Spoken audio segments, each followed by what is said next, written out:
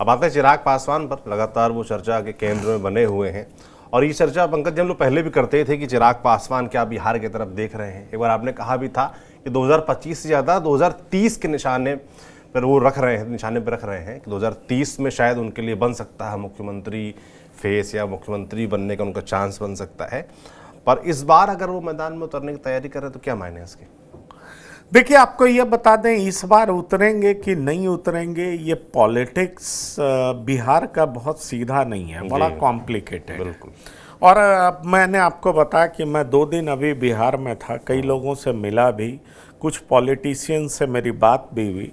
दरअसल एनडीए के भीतर भी कम पॉलिटिक्स नहीं है और सीट को लेकर के बहुत मारामारी है। हम अपने अगले शो में बताने जा रहे हैं कि नीतीश कुमार दरअसल चाहते क्या हैं और किस तरीके से नीतीश अपने सुपुत्र को भी तैयार कर रहे हैं। तैयारी बहुत दिन से चल रही है, सामाजिक कार्यक्रम में उनकी भागीदारी बढ़ रही है और उसमें वो राजनीतिक बात कर रहे हैं। जिस नीतीश कुमार को राइट ऑफ करने की कोशिश की जा रही थी कि नीतीश कुमार अब कुछ है नहीं, बीमार पड़ चुके हैं, तरह तरह की बातें कही जा रही थी गठबंधन के भीतर भी और बाहर खुल करके विपक्ष बोल रहा था। तो नीतीश कुमार ने इस तरीके से भारी भरकम शर्तें बीजेपी के सामने रखी हैं, वो हम बताने जा रहे हैं अपने दर्शकों के आगे। पर सवाल ये उठता है कि जो आरोप चिराग पासवान पर लगा था पिछले चुनाव 2020 में कि बीजेपी ने चिराग को नीतीश के खिलाफ इस्तेमाल किया था, क्या इस बार भी जो भारी भरकम शर्त नीतीश रख रहे हैं बीजेपी के सामने, तो बीजेपी उसकी काट के लिए चिराग को आजमा सकता है, इसलिए इस तरह की घोषणा चिराग की पार्टी के द्वारा की जा रही है क्या? इसके मायने इस तरीके से भी निकाले जा रहे हैं। क्या बीजेपी है इसके पीछे? मैं वही कह रहा हूं, इसके मायने निकाले जा रहे हैं। आप जेडीयू के कुछ नेताओं से बात करेंगे जो नीतीश कुमार के समर्थक हैं, उनके गुड बुक में हैं, तो वो कहते हैं कि अगर इस तरह की कोई बात होती है तो निश्चित तौर पर यह माना जाएगा कि बीजेपी किसी न किसी तरीके से फिर से वही चाल चल रही है, तरीका बदल रहा है, लेकिन बीजेपी ऐसा कर सकती है। दरअसल आपको बता दें कि चिराग पासवान ने एक स्लोगन दिया था, बिहार फर्स्ट बिहारी फर्स्ट, ये उनका विजन है। लेकिन वो पिछले दिनों काफी नीतीश के नजदीक नजर आए, केंद्र में मंत्री बन गए, लेकिन इधर उन पर उनकी पार्टी के तरफ से भारी दबाव होने लगा कि भाई बिहार आइए, बिहार संभालिए। अब चिराग पासवान भी बिहार में अपने भविष्य को तलाशने की बात करने लगे हैं।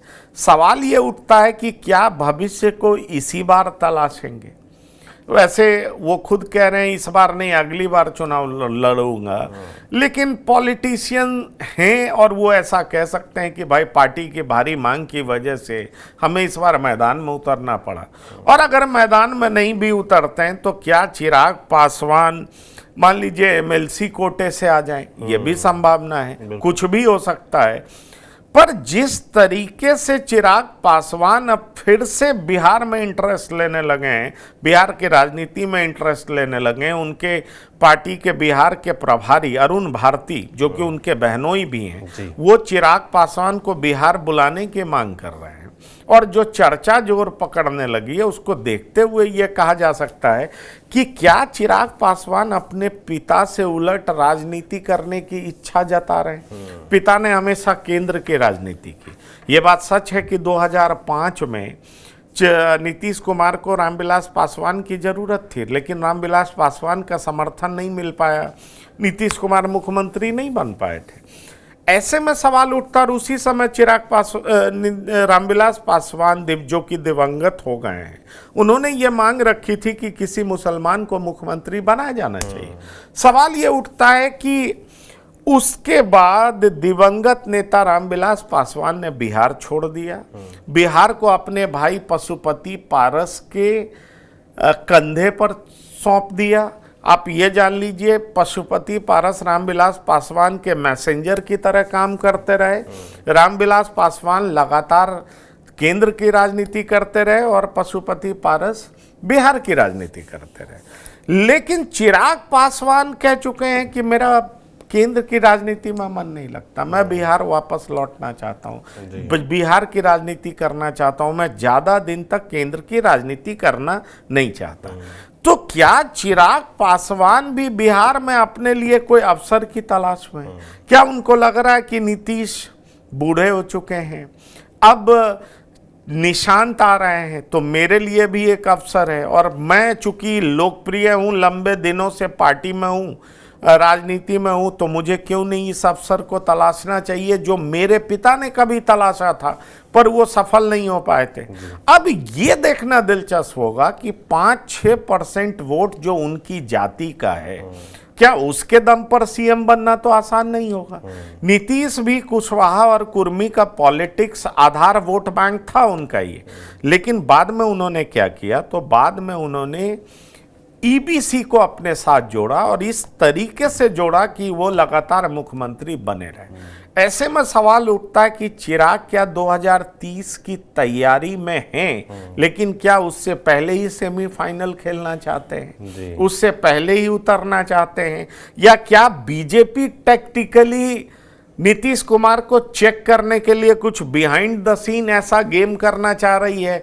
क्योंकि नीतीश ने ऐसी कड़ी शर्त रख दी है बीजेपी के सामने, वो हम अगले शो में बताने वाले हैं। तो आप समझ लीजिए कि जेडीयू के भीतर भी इन तमाम बातों की चर्चा चल रही है, और जेडीयू के एक प्रवक्ता ने खुलेआम कहा कि 2020 में चिराग ने जो जेडीयू को दर्द दिया था उसको जेडीयू भूला नहीं है। तो सवाल उठता है कि क्या चिराग फिर से जेडीयू को दर्द देना चाहते हैं?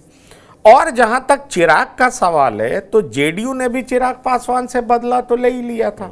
आप जान लीजिए चिराग पासवान को अपना घर छोड़ना पड़ा था, वो घर जिसमें कई सालों से उनके दिवंगत पिता नेता रामविलास पासवान रहते थे।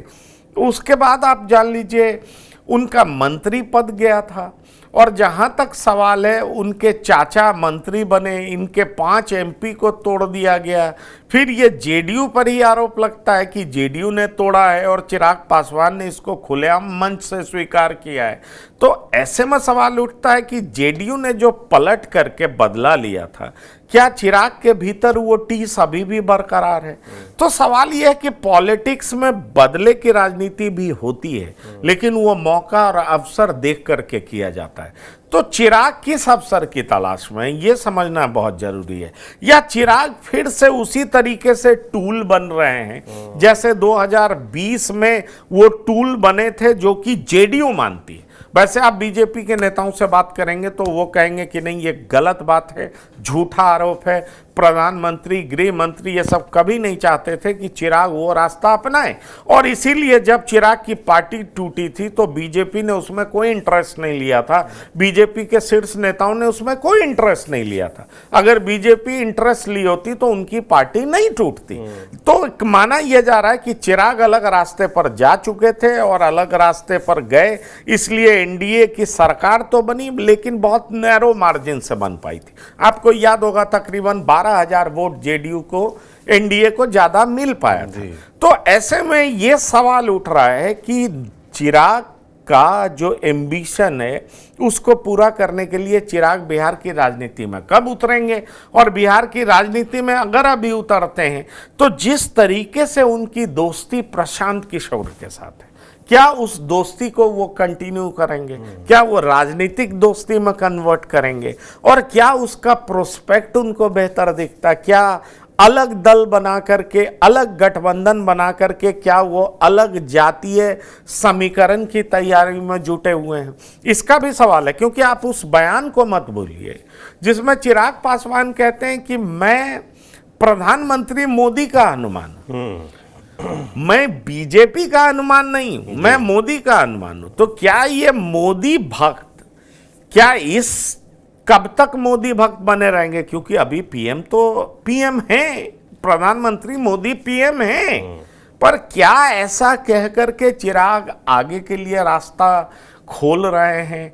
चिराग के दिमाग में क्या है, इस पर बहुत ज़्यादा सवाल उठ रहा है, और ये सोचा जा रहा है कि आखिरकार चिराग किस तैयारी में है, चिराग इस्तेमाल हो रहे हैं या चिराग अपनी राजनीतिक महत्वाकांक्षा को पूरा अब जल्द से जल्द करना चाहते हैं, या 2030 की तैयारी में चिराग पहले ही मैदान में उतर जाना चाहते हैं? ये सारी बातें की जा रही। वैसे चिराग पासवान ने कहा है कि वो 2030 के लिए इंटरेस्टेड हैं, वो लंबे समय तक केंद्र की राजनीति नहीं करेंगे। तो इसका मतलब ये निकाला जा सकता है कि 30 से पहले केंद्र की राजनीति को छोड़ करके बिहार की राजनीति करने वो पहुंचेंगे। लेकिन पावर कॉरिडोर में अलग अलग तरह की चर्चा है। कहा यह जा रहा है कि चिराग की बिहार की राजनीति करने का समय तब आएगा जब बीजेपी उनको इशारा करेगी कि आप इस तरीके से बिहार की राजनीति की शुरुआत करिए। और ये सब उस बात पर निर्भर करता है कि बीजेपी और जेडीयू के बीच सीट शेयरिंग का फॉर्मूला अगर गड़बड़ाता है तो चिराग पासवान मैदान में कूद सकते हैं।